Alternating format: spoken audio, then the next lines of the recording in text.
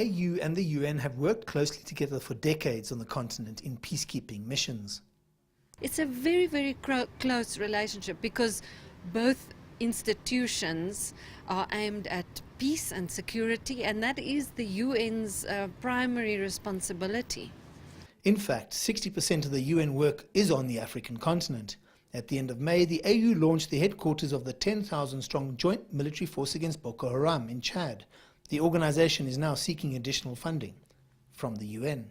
The relationship, there are sometimes disagreements. For example, now the AU has set up a force to fight against Boko Haram in northern Nigeria with its headquarters in Chad.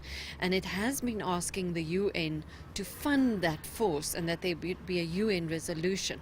But we heard here at the AU summit that from the AU Peace and Security Council, Peace and Security Commissioner Shmal Shergi, who said we are waiting for a UN resolution. We gathered necessary support for that force within Africa and outside. Nigeria has announced $100 million for that force.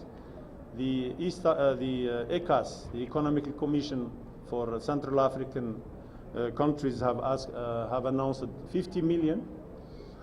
The CBL, the Commission for the Lac Chad also announced the contribution, while we have secured support from European Union, UK, USA, and I think other partners will come in.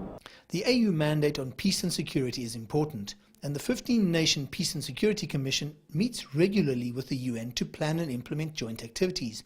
But not everyone is happy with the support from outside the continent. But it's almost an anachronism. You know, Robert Mugabe is of another age, one could really say, and progressive leaders on the continent are aware that we live in a global world and everything is interlinked.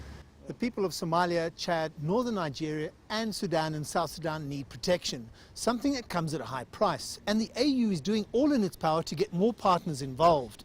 The situation in Sudan and South Sudan now becomes more complicated, though, as both sides don't want people from outside Africa involved. The AU now has to tread a fine line. For CCTV, I'm Angelo Coppola in Johannesburg.